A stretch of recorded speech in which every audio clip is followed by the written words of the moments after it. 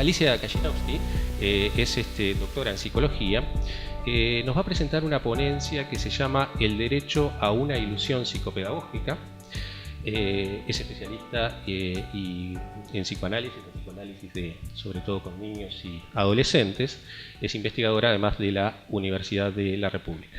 Adelante, Alicia.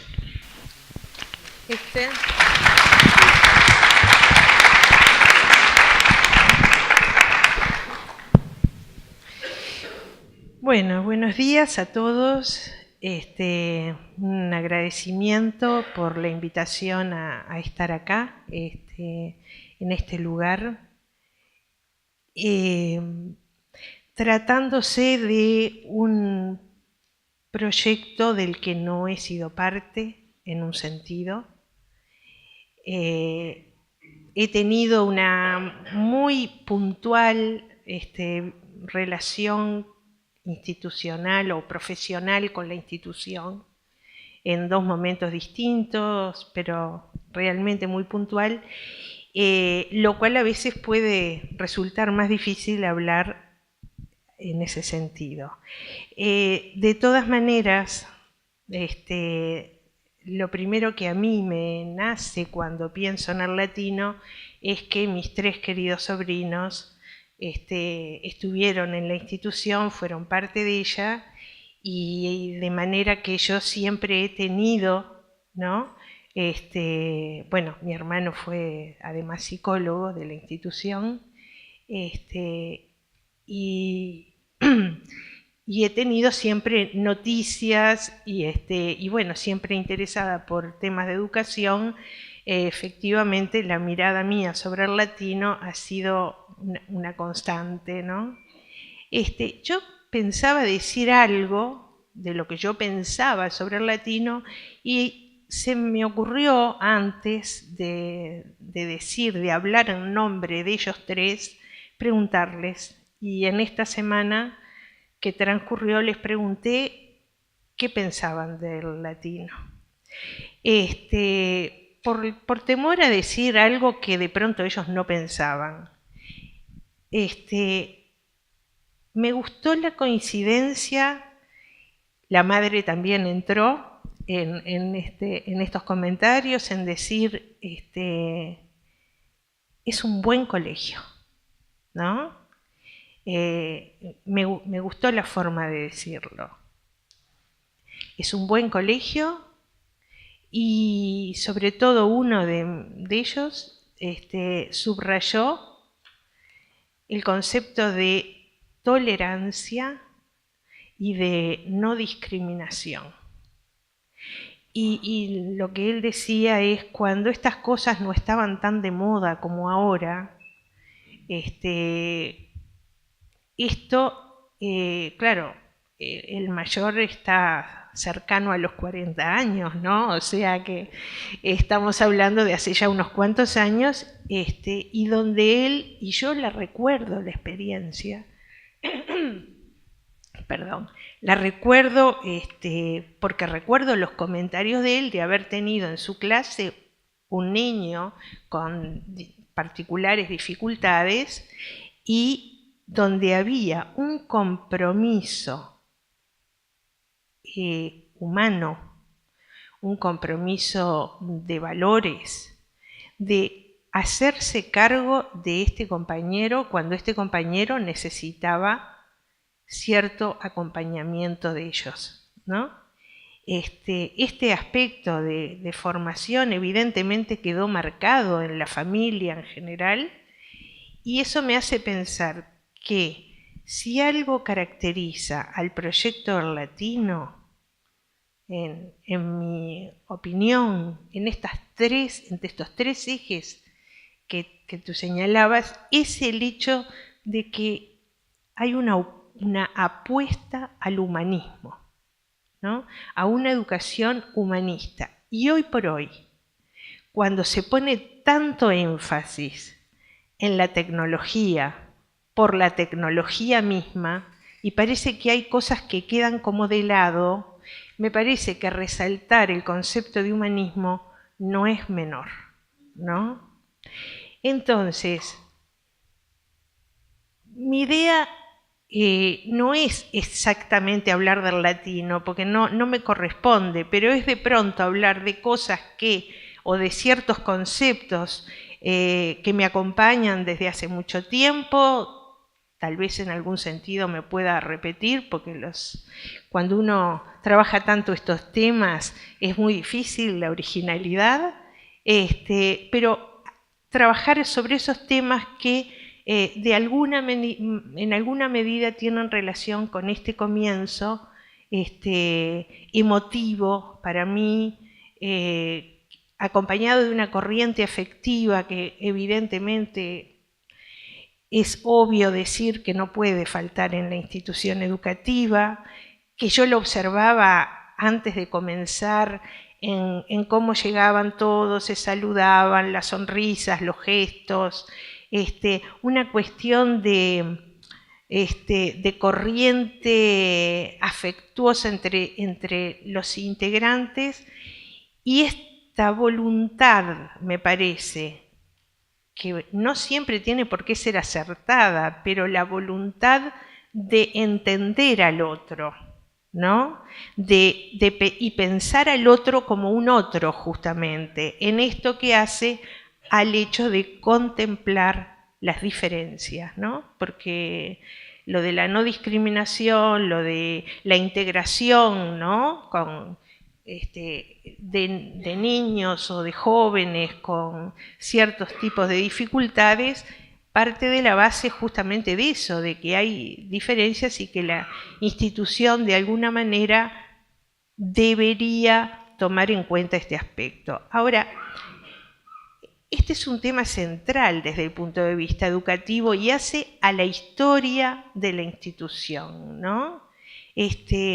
Si nos ubicamos en un enfoque institucional sobre la institución educativa, valga la redundancia, y ahora me voy a ir no a pensar solo en el latino, sino en general la institución educativa, me parece que hay determinados aspectos y determinadas preguntas que vale la pena formularse más de una vez, no abandonar estas preguntas, aunque algunas puedan tener una respuesta relativamente obvia. ¿Cuáles son los lazos filiatorios que tiene, tal cual hoy la conocemos, ¿no?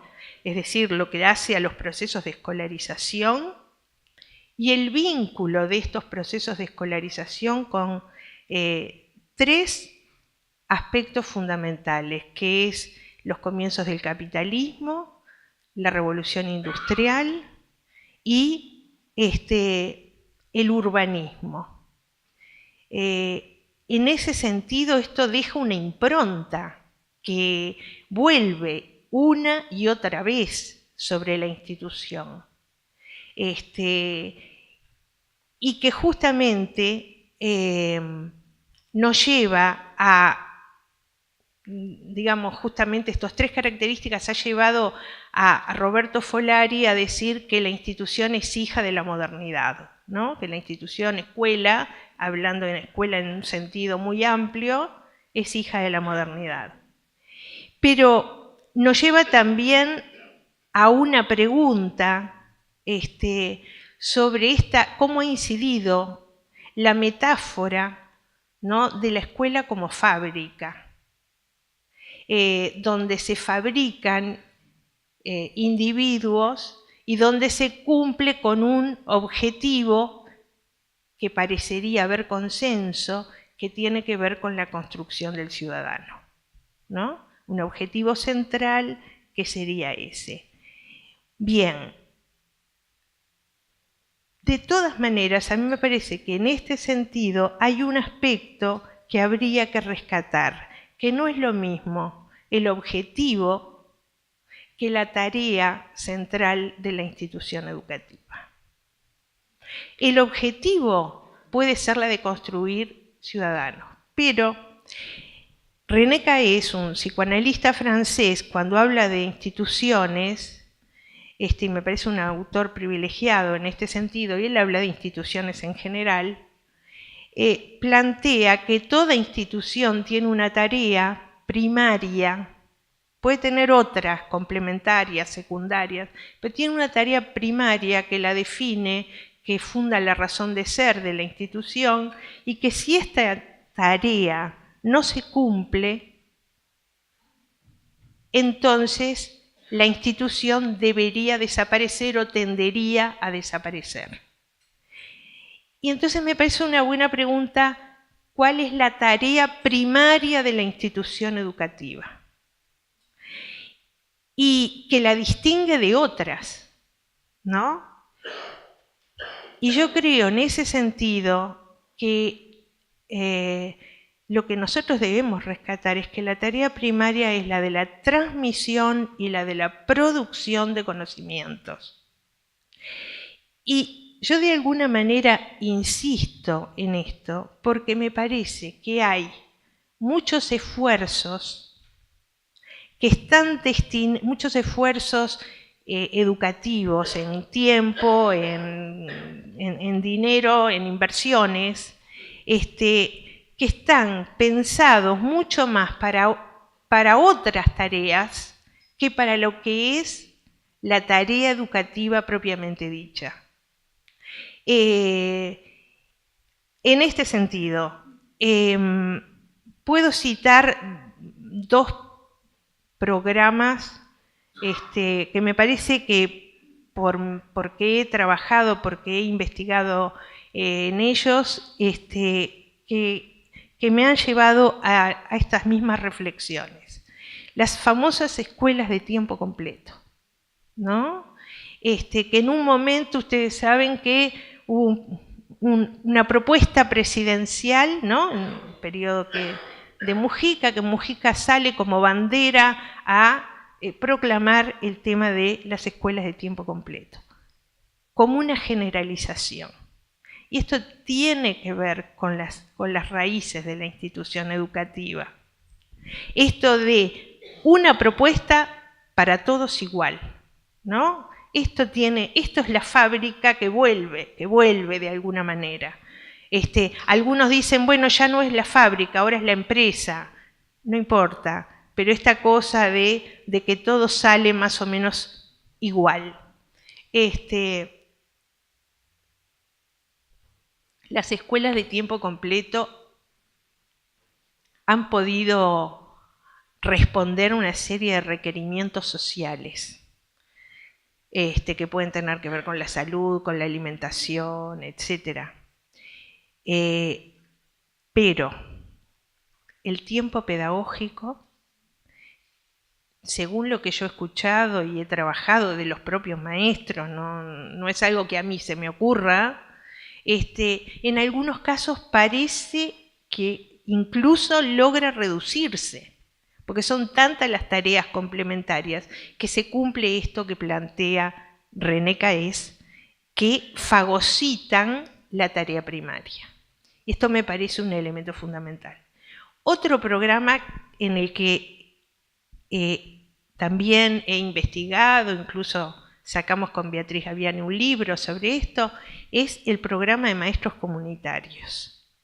Me parece que tiene una serie de aciertos, que es una propuesta muy buena, y que sin duda, como todo, dependerá quién lo lleve a cabo, ¿no?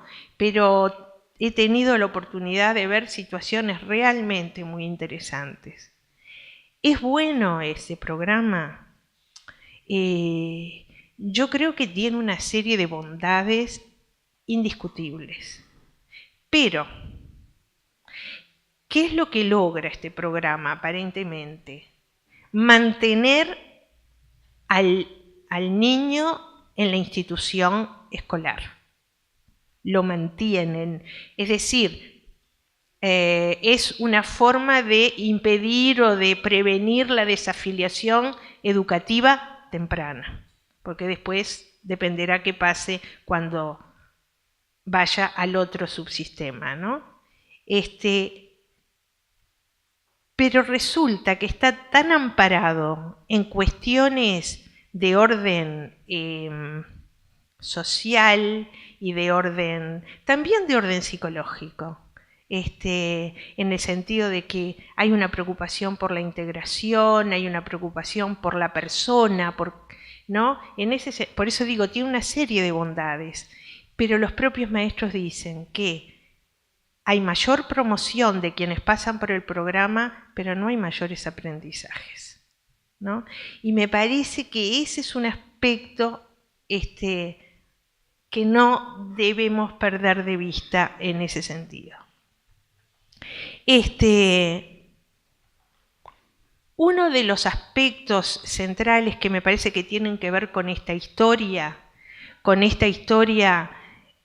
marcada además por un señor que ustedes conocerán, el señor Comenio, el padre de la didáctica, que en su didáctica magna, fíjense que plantea, ¿no?, cómo enseñar todo a todos, que a mí me parece que es interesante, que es importante destacar el afán democratizador de esta propuesta y que en su momento tuvo aspectos maravillosos, pero que también ha dejado como secuela, de la misma manera que algunos otros legados barelianos, ¿no?, más cercanos en el tiempo y más locales, que la tendencia a homogeneizar, ¿no?,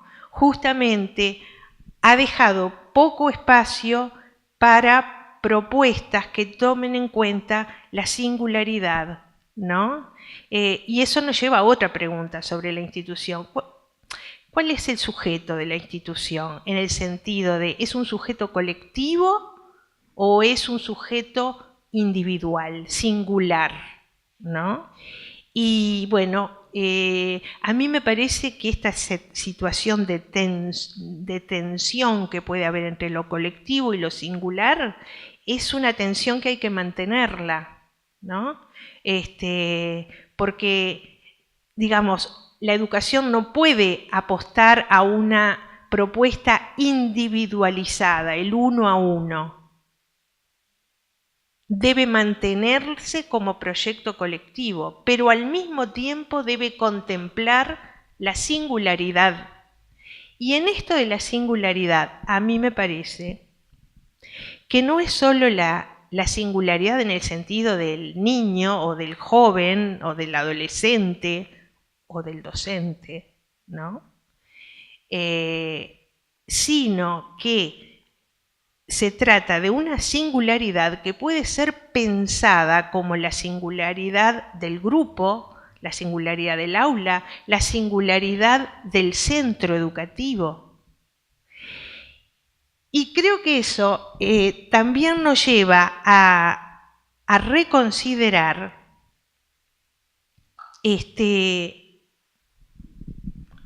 que la propuesta educativa pueda tener,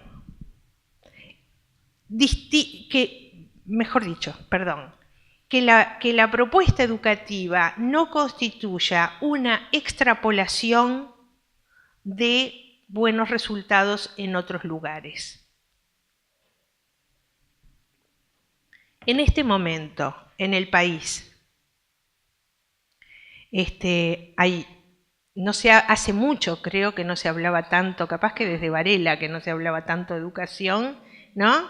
Uno escucha y yo misma decía, venir a hablar de educación, ¿no? Con todo lo que se habla, con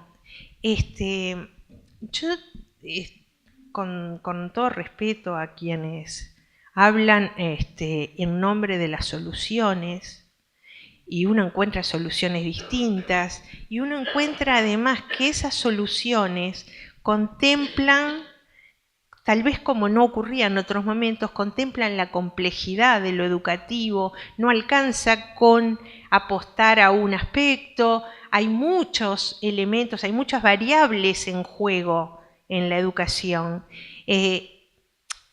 Después aparecen las diferencias entre quienes priorizan unas y quienes priorizan otras, ¿no? Por ejemplo, cuando venía para acá prendí la radio y justo estaban hablando Filgueira y Operti con esta propuesta, esta fundación, y entonces decían, no, porque el tema de la infraestructura educativa no es un tema central. Bah, me caben las dudas si no es central, pero entonces no, lo central acá son, y entonces una de las cosas que aparecía, no me quedó claro en realidad quién de los dos decía, es el tema de los contenidos, ¿no? Y uno dice, así, es importante el tema de los contenidos, y entonces hablamos del problema del clima, en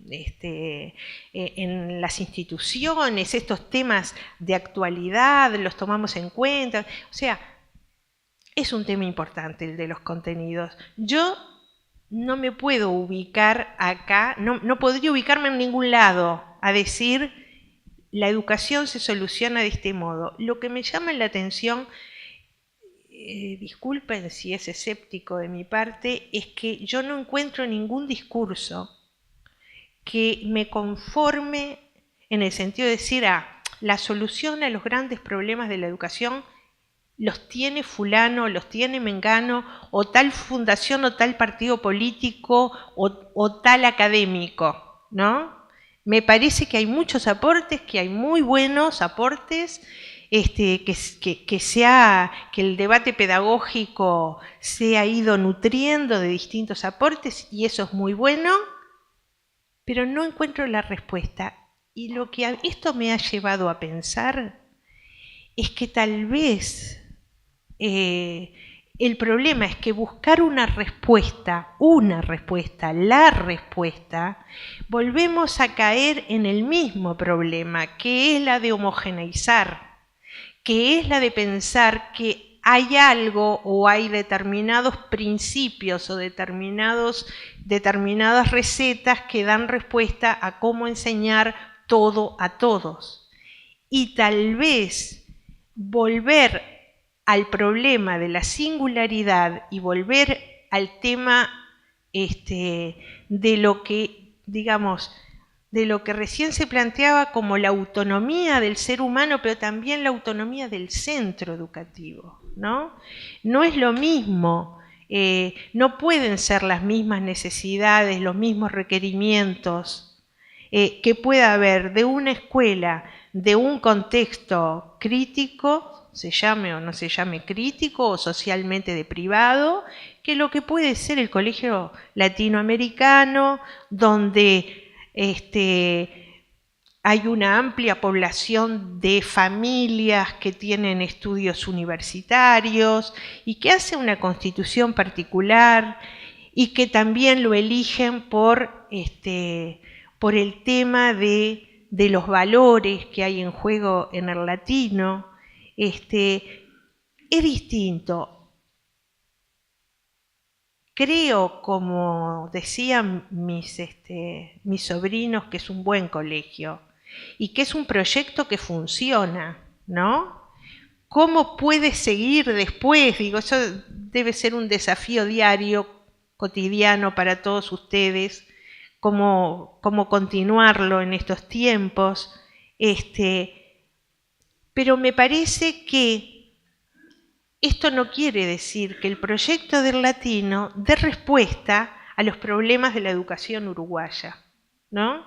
Esto hace a algo que yo remarco en esta oportunidad, que me parece que es algo que ha estado siempre presente en el latino, que es el contemplar la singularidad del hecho educativo. Esto me lleva a sí mismo a pensar el cómo, ¿no? A preguntarle a la institución cómo se lleva a cabo la tarea primaria de la institución, en qué consiste. Y recuerdo una lectura que tiene ya unos cuantos años de otro argentino, José Cuquier, que acuña el concepto de didactogenia. tomado de la medicina, de la iatrogenia, y cómo la didáctica exacerbada, algunos han hablado de hiperpedagogía, ¿no? Pero cómo también puede tener un sentido o negativo o bien no dar demasiado resultado. O sea, cuando la didáctica, creo que en esto también ha habido avances, ¿no?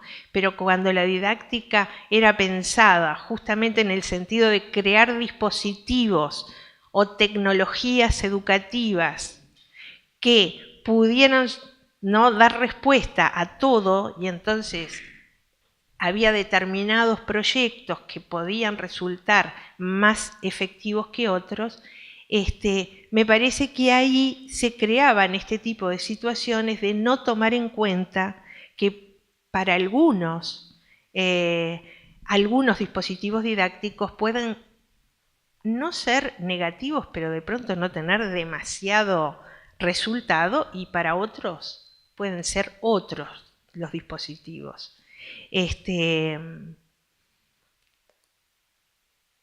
Yo recuerdo en este sentido, y me parece que acá está el origen de los malos vínculos, de una historia de vínculos encontrados entre la psicología y la educación, ¿no? Yo creo que la relación entre la psicología y la educación ha sido siempre conflictiva. Y me parece que ha sido incluso conflictiva porque muchas veces la psicología pretendió, ¿no?, trazar criterios pedagógicos, o la pedagogía se amparó y le pidió a la psicología que le dijera por dónde circular. Esto hace más de un siglo, a principios del siglo XX, lo planteaba nuestro querido filósofo Carlos Baferreira, y lo llamaba infantilismo pedagógico. Y entonces, hablando de ese infantilismo pedagógico, recordaba, me lo anoté para comentárselos, menciona un libro que parece que era novedoso, de un tal Aiken, que les traduzco es Métodos de entrenamiento mental, ¿no? Y eran todas actividades para entrenar el pensamiento, y muchos de ellos y muchas de estas cosas estaban centradas en el ejercicio de los sentidos. Y Baferreira es muy crítico en ese sentido, hace una crítica muy lúcida, que de alguna manera, posiblemente sin saberlo, Leandro de la Jonquière lo retoma este tema. Leandro de la Jonquière es un contemporáneo, lo retoma y plantea los riesgos de una ilusión psicopedagógica, ¿no? En el sentido de lo que sería adaptar la educación a lo naturalmente dable o lo naturalmente posible. Esto lleva a cuestiones de este tenor. Si yo aplico, si yo mido a alguien y la medición que obtengo me da como resultado que tiene determinados números, cociente intelectual tal, edad perceptivo-motriz tal otra, técnicas que no estoy diciendo que no tengan su valor. Lo que digo es que si me estoy atando a ese tipo de parámetros, entonces lo que estoy logrando, y lo voy a decir mejor con los términos que lo plantea Leandro de la Jonquière, lo que estoy planteando es una renuncia pedagógica, ¿no?, a lo psicológicamente posible o a lo naturalmente posible, sin pensar en lo pedagógico como algo que lleve al cambio, a las transformaciones, ¿no? Donde haya una voluntad de cambio. Bien, yo creo que en este sentido, Juan Carlos Carrasco, al fundar el latino, y creo que esto se ha mantenido, y esto es un gran valor, creó una suerte de revuelta en lo que hace, por un lado, a las relaciones entre la psicología y la educación, porque no es esa la psicología que lleva adelante el latinoamericano, ¿no? Me parece que la podemos pensar desde otra manera que, bueno, que yo lo voy a proponer a continuación. Y también respecto a la propia institución educativa, con ese afán de homogeneizar, ¿no?, que ha producido tantos efectos de abolición de la subjetividad en la institución en general. Esto de hacer lugar a la singularidad sin dejar de lado unas aspiraciones de orden colectivo, me parece que ha sido una constante y un acierto del colegio. Y por otro lado, este cambio, ¿no?, que ha producido el colegio en el sentido de no pensar al niño o al joven desde el punto de vista de algo que es medible, ¿no? No se ha preguntado cuánto mide, o no ha sido su pregunta central, cuánto mide, cómo aprende. Y yo creo que acá hay otra categoría que nos lleva a considerar distinto, ¿no?, que es pensar cómo un sujeto se relaciona con el saber, ¿no? Sobre esto, es decir, yo no estoy diciendo nada nuevo, tampoco digo que haya un modo de relacionarse con el saber, justamente acá es la posibilidad de darle lugar a la singularidad, y esto tiene que ver con una corriente que tiene bastante fuerza en Francia y que ha tomado, parte del ámbito de la formación docente, justamente, y se nutre de concepciones del psicoanálisis que las toma en cuenta y tiene una producción muy interesante. Esto responde al clásico triángulo que representa la situación pedagógica, que algunos yo en particular se lo atribuyo a Jacques Bellerot, pero otros se lo atribuyen a otros, muy curioso, y que está planteado la situación como un triángulo, ¿no?, cuyos vértices serían el docente, el estudiante, alumno, como ustedes lo quieran llamar, y el saber, ¿no? Uno de los tres vértices es el saber. Y entonces Bellerot plantea, bien, ¿cómo se establece la relación entre el docente y el saber? Ese es el eje de la enseñanza. ¿Cómo se relaciona el alumno o el estudiante, como quien sea, con el saber? Ese es el eje del aprendizaje. Y el eje de la formación es justamente la relación que se produce entre un sujeto que enseña y otro que aprende. Tomando en cuenta que esta posición respecto al saber tiene un lado imaginario, que es independiente del rol que se cumpla, ¿no? Esto lo hemos visto en algunas investigaciones, nos ha resultado una categoría rica, enriquecedora. No me puedo extender porque ya me avisaron, que además que faltan solo 5 minutos y ya deben ser 4 o 3. Pero para terminar Y bueno, para plantear algo que ocurrió y que tiene que ver con el colegio, hace algunos años una compañera de esta casa de estudios a la que yo pertenezco, teniendo un niño que estaba por ingresar a la escuela, y como yo me dedico a educación, siempre me preguntan mucho, ¿no? ¿Qué colegio, a qué colegio te parece que lo puedo enviar? Y ella estaba como realmente preocupada. Entonces, les voy a contar tal cual lo que les dije. Le dije, miren, fulano, se llama Manuel. Manuel, no pasa nada que diga no. Mira, Manuel va a funcionar bien en cualquier institución.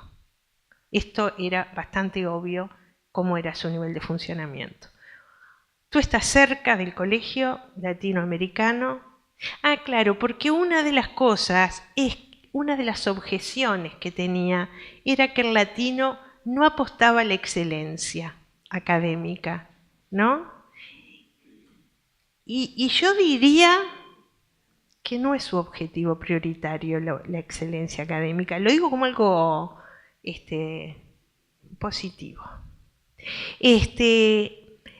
¿Sabes una cosa? A mí lo que me parece es que Manuel va a funcionar bien en cualquier lado, pero ¿sabes una cosa? Creo que ahí va a poder ser feliz, y eso para un niño es muy importante. Muchas gracias.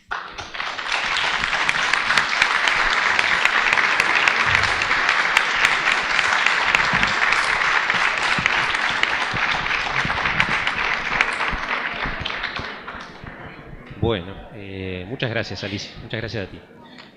Se abre un espacio de unos 8 o 10 minutos para preguntas, dudas, objeciones.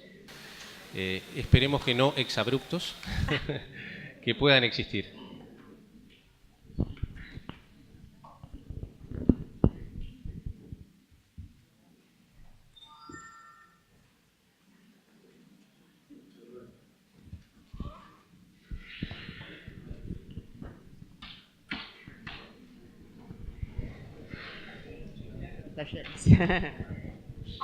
Hola. ¿Se oye? Sí. Bueno, Alicia, muchas gracias primero por tu conferencia. Nos dejó pensando en muchas cosas y yo quería retomar una cuestión que vos trajiste, que me parece muy interesante y me gustaría si pudieras un poquito desarrollar por ese lado, que es el tema de... A mí me parece que hay algo que vos marcaste, que es esa aspiración educativa que nace con el paradigma comeniano de que todo para todos, que se engancha con la escuela graduada también, ¿no? Una cuestión que estamos también en educación revisando, ¿no? Con lo que son las experiencias de multigrado, esa idea de que a tal edad tal sí, contenido es adecuado, ¿verdad? Y que bueno, y ahí el campo de la psicología también tiene un campo de lucha, ¿no? Porque también hay todo como una corriente en la psicología que insistía en esa cuestión de la graduación, ¿no? Bien. Entonces me parece que uno de los aportes, y que vos lo trajiste del psicoanálisis justamente con este concepto de relación al saber y relación con el saber, ¿no?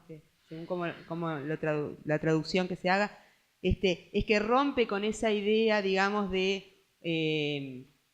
un contenido a asimilar y que hay una edad adecuada y pone en juego otras cuestiones en relación a los aprendizajes, a las trayectorias particulares de cada sujeto y a las vicisitudes también, ¿no? Personales de cada sujeto en la relación al saber. Y me parece que también está bueno marcar esa idea de que esa relación es una contingencia tanto del que enseña, del enseñante, como del aprendiente, ¿no? Entonces me gustaría a ver cómo, si pudieras desarrollar un poquito más esa idea.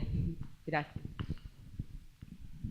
Bueno, sí, es un tema que está además como parte de la agenda, las trayectorias educativas, ¿no? yo no diría, o sea, por supuesto que esta idea de graduar tiene que ver con la forma de organizar lo escolar, ¿no?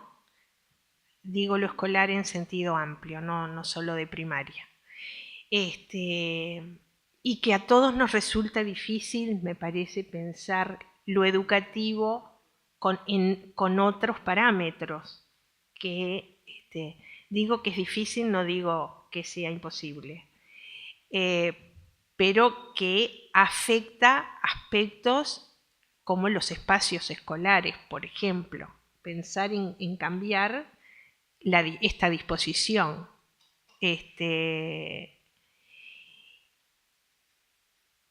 De todas maneras, esto de contemplar las trayectorias individuales justamente está planteado por quienes pensaron el programa de maestros comunitarios, ¿no?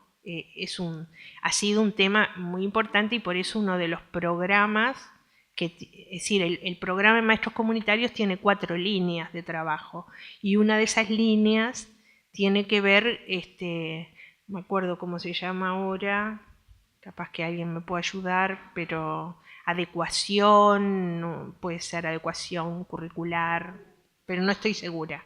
Y es que un niño podría en determinado momento hacer como una suerte de pasaje de grado, pero no necesariamente a fin de año, ¿no? O mejor dicho, a principio de año. No algo que queda definido a fin de año, sino como que el pasaje por el programa permitiría esto. Yo creo que se ha trabajado menos en esta línea que en otras, tal vez por estas dificultades que pueda haber. De todas maneras, me parece que volvemos al tema de establecer criterios generales como, a ver, por ejemplo, este tema que apareció creo que este año, si no me equivoco, con el cambio de la presidenta de primaria, de Irupé, que dice, bueno, hay que dejar de lado la repetición, que tal vez podría ir un poco en esa línea. Yo sinceramente, disculpen nuevamente, capaz que es un cierto escepticismo, me parece como querer tapar el sol con un dedo. Porque en Finlandia no repiten, pero Finlandia es Finlandia, pensemos en... No, está bueno pensar en experiencias que, es decir, justamente por eso yo decía, es bueno tomar el modelo de lo que funciona, pero no para extrapolarlo de un modo salvaje, sino contemplando las particularidades de cada lugar y de cada, digamos, de cada cultura y de cada subcultura dentro de esa cultura. Pero hay niños que tal vez, porque esto es una cosa típica, ¿no? De que el psicólogo dijo que no tenía que repetir porque le iba a hacer mal a la autoestima. Y a mí me parece realmente como una cosa de, bueno, primero lo de la autoestima está muy vaciado de sentido ya, y a su vez varía tanto de un niño a otro, qué efectos puede, y de un centro a otro, qué implica repetir. Repetir es hacer lo mismo o es hacer algo distinto, ¿no? Entonces, me parece que hoy por hoy lo que podemos hacer es como no tomar grandes resoluciones o estas cosas que tienden a uniformizar. Y que me parece que por ahí está lo que tú planteás, ¿no? Los otros días escuchaba también en la radio al presidente del CODICEN que decía, hemos creído que universalizar era uniformizar. Yo no sé si lo hemos creído o en realidad ese era el mandato. Repensémoslo, tomémoslo en cuenta. Pero Pero es cierto que la educación no puede ser para cada uno. O sea, como que por eso digo, la tensión entre lo singular y lo colectivo es una tensión que debemos mantenerla, que debemos poder sostenerla. Luego, poder tomar en consideración algunas decisiones y dejar de lado algunos reglamentos que a veces nos atan, ¿no? Porque por lo menos en una época no se podía repetir jardinera, por decirlo de alguna manera. No sé si ahora se puede, pero a mí me parece que hay algún niño que estar un año más en jardinero le puede evitar sufrimientos en primero. Y otro que no.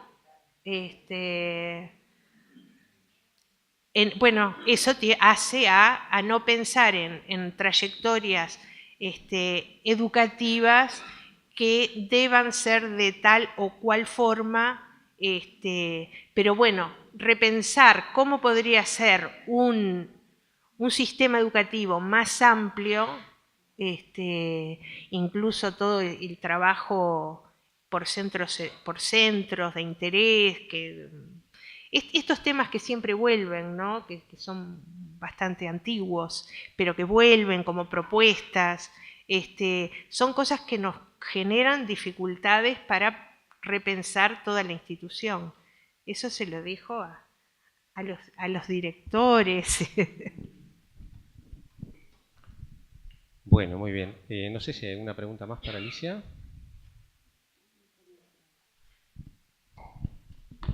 Bueno, agradezco la ponencia y Alicia, me parece que voy a hablar en general de la forma de cómo expusiste y que está también alineada con el colegio, en esa capacidad de siempre confrontar con las ideas y confrontar, digamos, confrontar los discursos, las ideas, que me parece que es muy interesante, hablando de cómo expusiste. Ajá. Gracias. Se me olvidó lo que iba a decir. Mientras vos pensás, yo te comento algo. Bueno, tengo una lingüista por ahí que me va a costar, pero voy a hablar de un señor que se llamaba Bakhtin, y que plantea algo que tiene que ver tal vez con esto, ¿no? Que a veces no lo hacemos explícito, pero que esta confrontación siempre está. Bakhtin decía que todo enunciado forma parte de una cadena discursiva y que siempre los enunciados se responden unos a otros, ¿no? A veces es una cuestión que se da implícita, pero siempre estamos contestando, replicando, refutando, confrontando. Digo que esta confrontación también remite a que siempre va a faltar algo, ¿verdad? Entonces, estamos en el entorno de lo humano, de instituciones que están conformadas por seres humanos, entonces siempre va a haber algo que haya que cubrir porque falta. Entonces me parece que en tu discurso remite a eso, ¿no? A como la confrontación está, porque siempre va. El todo, así como no se puede universalizar, tampoco se puede llegar al todo, a lograr responder todo y saber todo y tener todas las respuestas, sino que siempre son construcciones. Claro. Muchas gracias. Muy interesante.